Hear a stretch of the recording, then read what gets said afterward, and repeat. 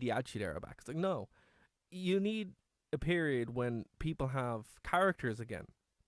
And think back to what made the Attitude Era great. Like one of my favorite wrestlers ever, just because of how weird it was Gangrel and the Brood. They were a bunch of Okay. vampires, and they just throw blood on people, and it was weird and random. But they were still characters, and they're able to work it into their persona. So when they came out, like some people are still saying, "Oh, we have the coolest, who had the coolest entrances," and people still say the Brood. Man, that was a great entrance. And even still, the team music is fantastic, and you can still jam to it. And look, they made Christian, they made Edge, they all kind of came up from that. So it's much better than having a roster full of guys who either all look the same or kind of behave the same.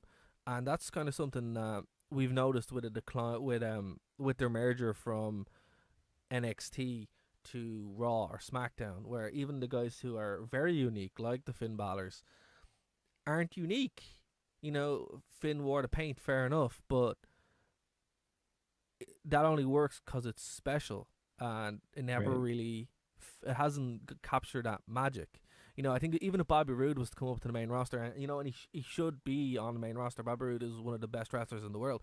But my concern is that they'll make the same mistake and he'll just kind of blend off into the background. Wow, Bobby Roode, one of the best wrestlers in the world. Oh, I love I Bobby mean, Roode. I don't. Maybe I haven't watched enough of him. I don't know. Well, That sounds crazy.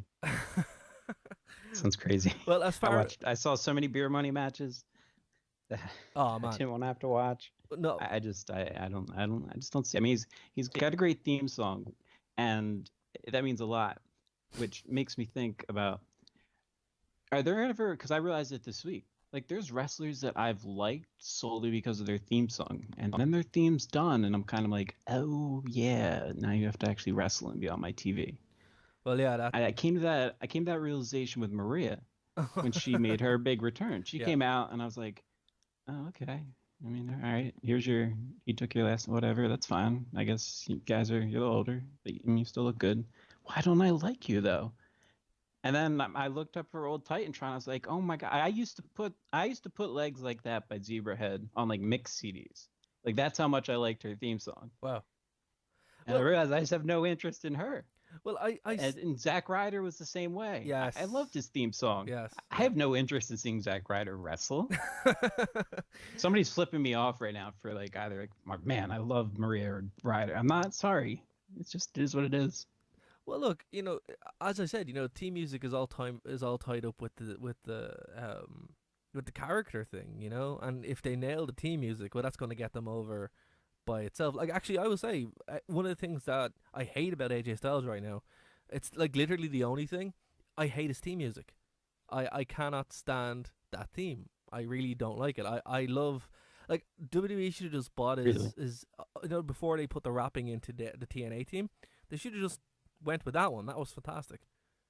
I thought that was good. It fit his character a lot more. It got me amped for his matches. And now I'm like, once the team's over, I can it's kind of like the opposite of what you had with Maria, where it's kind of like, oh, thank God his team's over. Now I can enjoy the match. I can enjoy him wrestle. Yeah. That's how I feel about Naomi.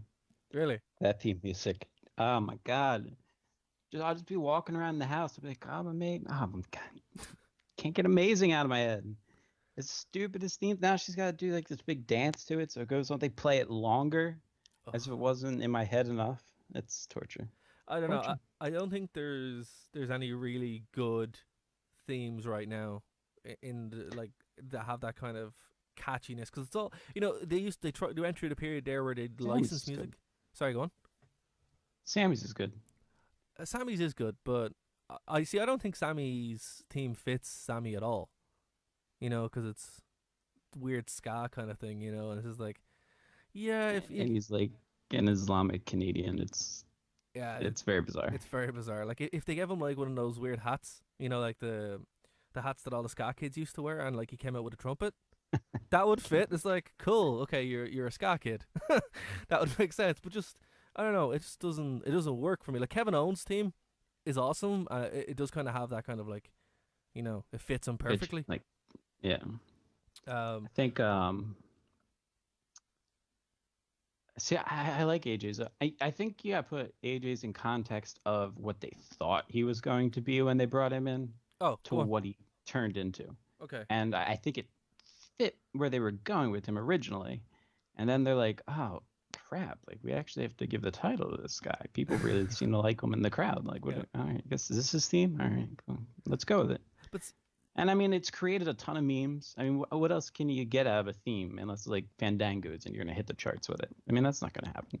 But with AJ's, I mean, there's memes. You talk about AJ, people are just like, you don't want some, nope. Like it's.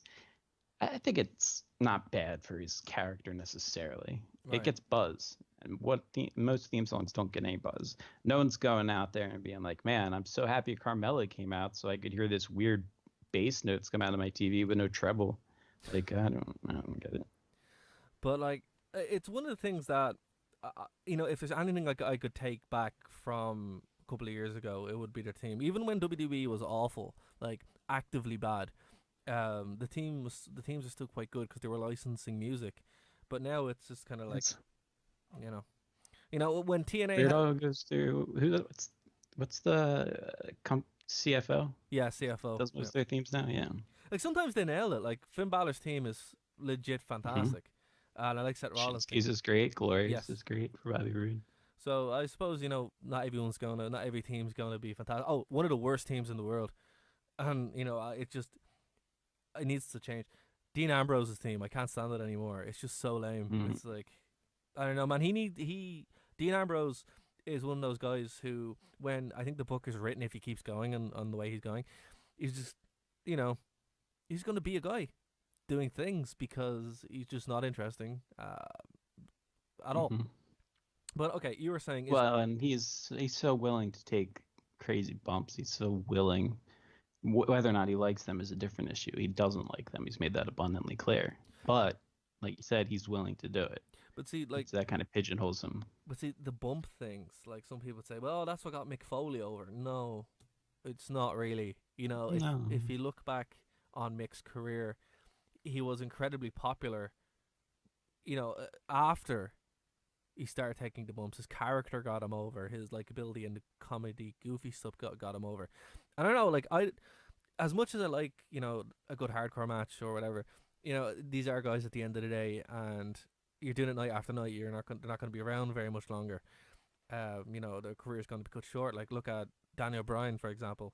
Although we will talk about Daniel Bryan in a few minutes, because yeah, he is a crazy man if he's planning to do what he's actually planning to do, With or the reporting buzz. planning to do. I want to get back before we do. I want to get back because I lost track of this when we were talking about gender because I think we left out. We were getting into that. Let's look at this from a storyline, like an Sure. angle stance, and I think we also need to take a step back and realize, WWE is expanding into India. Yeah. There's there's legitimate business reasons why this is happening, and I think maybe that goes into the NXT thing, like we were talking about earlier. It's sometimes they're making decisions that aren't.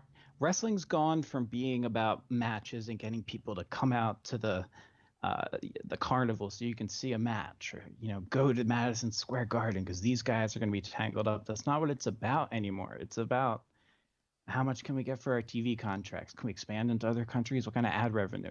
Do we add a third hour to Raw? Well, it's going to make the product worse. We can't write that much TV each week. Yeah, but we're going to make an extra $600,000 or whatever it is.